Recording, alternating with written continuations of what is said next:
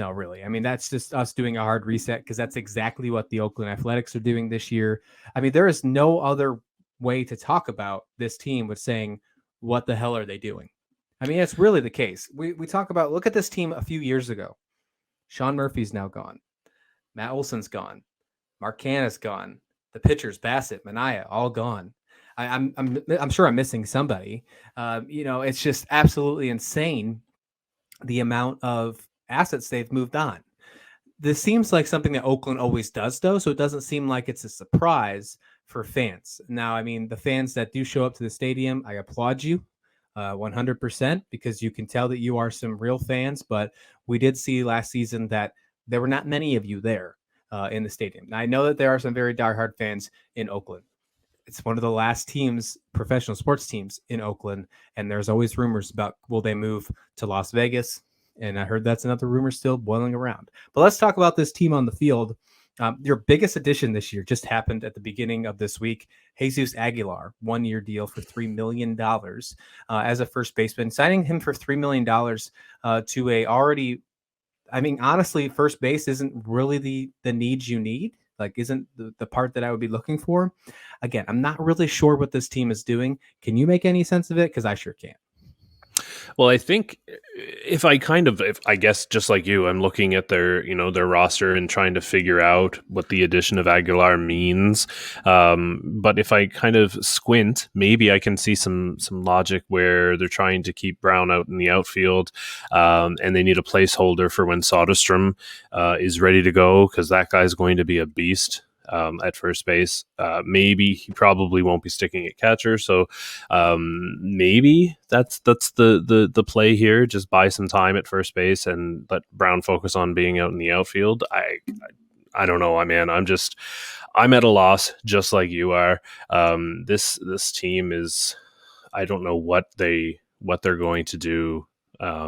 It's going to be a really painful season to watch because they do have some major league talent, but the major league talent that they do have, it's kind of average-ish.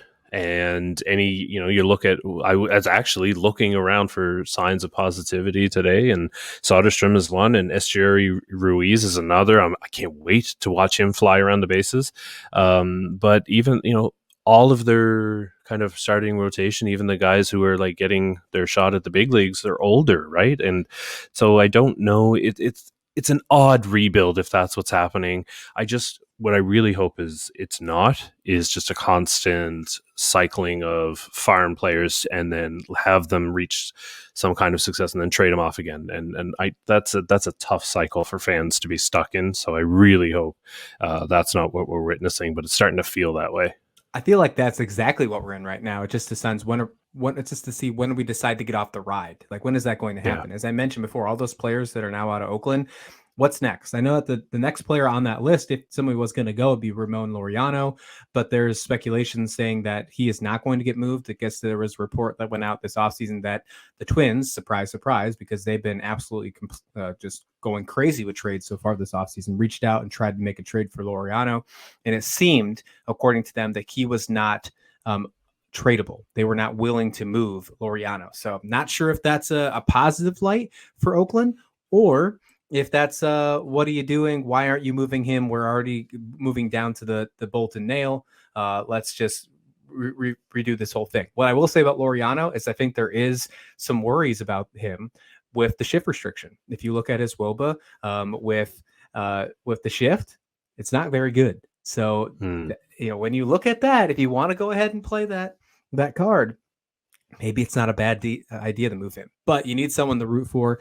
And obviously that might be the guy that they got to keep on the roster. If I had to put some excitement onto this, my excitement would go to who they got in the Matt Olson trade, and that's Shea Langeliers. He made his MLB debut last year. He's only 25 years old. I think he has an opportunity to, at least we can see what he can do. He didn't do too great last season in his coming up season. Only had a 218 average, 6 home runs, and only 142 at bats. But it was his first time up, right? Nothing too crazy. A 691 OPS. So I'm looking forward to him. And one last thing about the players on this squad, Christian Pache. I think we got to talk about him a little bit. And He comes over also in that Braves trade, but this is a make or break year for him. And it could even be a make or break spring training for him, Sean. He had an awful year last year. You look at his numbers, not good at all, but he has no options left. And that is huge because, a lot of Atlanta players will come over. They'll already get their options used and be traded. And then the team that trades for him is already in between a rock and a hard spot. That's the same thing with Christian Pache. So if he plays well in spring, maybe they'll find a spot for him. Maybe that's when they will decide to move Laureano. Maybe that's the case. Look at me trying to make sense together. I'm trying to put the pins and move them around, right? But last season, he had a 166 batting average, only a 459 OPS, 3 home runs, 18 RBIs, only 2 stolen bases. It was just not a good season at all for him. Not at all. So he's going to have a huge spring training. I still think there's upside in Pache. I do. He's still young enough, only 24 years old. But if it's between him and Laureano and a couple of those other outfielders out there, Seth Brown and company, right now you're talking about Pache maybe being the 5th, 6th outfielder. He's probably going to be cleared for waivers or maybe be sent on a trade. So just keep a lookout for that. What do you think about the rest of this Oakland squad? Yeah, Pache's an interesting guy. It'll be because he had all the hype that you want to see in a young guy coming up, right? And then you're right, he may not be long for this roster, and maybe somebody picks him up, hoping. But in all honesty, you would expect a team like Oakland to pick him up on the wire, just because they need to fill a roster spot, and I think that's what his value is. I think that if for somebody who needs a long leash, I think Oakland is the great place for him. But as you said, he may find himself bumped out once Estuary Ruiz is ready. So it might just be a make or break. But the good thing is that he's on a young team where they don't really, it's a time for guys to just play the game, right? Play the game and do the best you can do, and just hope somebody else notices so that they can call Oakland and say, hey, how about Pache? Let's swing a deal here. Yeah, I think this team will be interesting. I mean, I will still enjoy to watch some of the Oakland games because I'm going to want to see some of these young guys play and see what exactly they can do, because there is a strong possibility that maybe 2 years later they'll be on another team, maybe in pinstripes. That just seems to be the case. It seems like they've been the Yankees farm club for quite some time.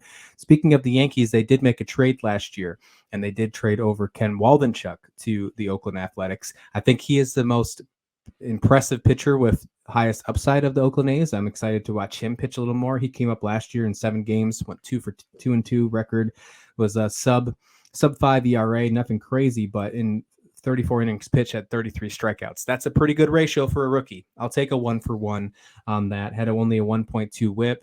Not too bad, especially when you're looking at what you probably had behind you defensively. Not too bad. And I'll go ahead and take that. I'm looking to see if he has a more impressive season. I mean, this guy is a fun player to watch. He's a unit, 6'4", 220. So I'm really excited to see him. You get a chance to watch Waldenchuk at all? Actually, no. But everything, I guess I've kind of been following, here and there for a while now. And I'm excited that he's going to get a chance to play in Oakland because they don't have anybody else anyway. And he's not a free agent until 2029, so he could foreseeably be in their rotation for the next few years. He's not even eligible for arbitration until 2026. So he's going to have lots of room to breathe in Oakland, and every chance in the world to be successful at the major league level. So I think this is going to be a really good thing for him, in particular. The Oakland A's, I mean, they're not necessarily going anywhere, but for the player himself, for the individual, I think this is a great opportunity for him. Who will represent Oakland at the All-Star game this year? Oh, wow. Will it be Paul Blackburn again? It'll probably be a pitcher, but you know what? I'm going to go ahead and say, just kind of throw a curveball here. You know what? I'm going to go ahead and say AJ Puck. Nice. Just completely random, but you know what? I like the arm, and I've liked it for a while. If he can put it all together, I think he's going to be a great bullpen piece for them. So I'm going to go with him. Let's go ahead and get the over-under on the Oakland A's. 60 and 102 last season. They were over the 100 loss threshold. Does it get worse than that? Does it get to 110 even? Over under on 60 games for winning for the Oakland A's in 2023. You know what? Just to give the Oakland A's fans some hope, I'm going to take the over, but it's not going to be much. It might be a game or two, but I'll take the over. I can't do it. I mean, when I look at this roster, I'm sorry to say it, but when I look at this roster, I can't see I can't see a worse roster out there right now. I mean, even when we talk about the Rocky system, there's still a little bit of hope there. There's just so many young players. It's very hopeful. It reminds me of some of those Orioles teams that we saw 5-6 years ago when they had 110 losses. There's hope, but it's just you have to wait. You got to see what you got, and you got to move forward. That's exactly what Oakland's dealing with right now. I'm going to take the under. I think this team is close to 110 in losses. I hate to say it, but hey, prove me wrong. I'd love to see it because I'm going to be watching regardless. Because win or lose, I'm excited to watch some baseball, and I want to see some of these young players go because there's a lot of potential out there. Just are they major league ready? Not yet. They're going to have to probably be shocked and awed right off the bat, but who knows? And obviously, you know the first what, 2 years. Go ahead. I think we got to kind of like also put a nod or our attention to the front office, because this feels like a perpetual limbo, if you will, of like, what are you moving toward? Where are you going? What is the plan here? And maybe they're so distracted by stadium issues or relocation issues. I don't know, but what are they doing? Because if this is a rebuild, like even the Pirates are rebuilding better at this point. So that's my big question. And you feel bad for the players, right? Because, they're going to go out there and they're going to give it everything they've got, and they want a job too, right? So I think the front office has to take a real hard look in the mirror here and figure out what the plan is moving forward. I love that I'm wearing this shirt because it feels like the front office is playing a sequel to Major League, where they're saying if we finish last in the league, we can relocate and move out of Cleveland. So I don't know. I feel like that just maybe they need to go ahead and put a picture, a cardboard stand-up picture of their owner in the locker room, and go ahead and put the sticky notes on. Whatever you got to do, make it happen. Every time you win a game, you can pull a sticky up. I don't know if that's a good idea, though. I don't know if that's the case. But yeah, maybe they're just trying to play a sequel of Major League. Who knows? Oakland A's, I still got you under for a win total in 2023. Sorry, but I think you're going to be a pretty bad team this coming season.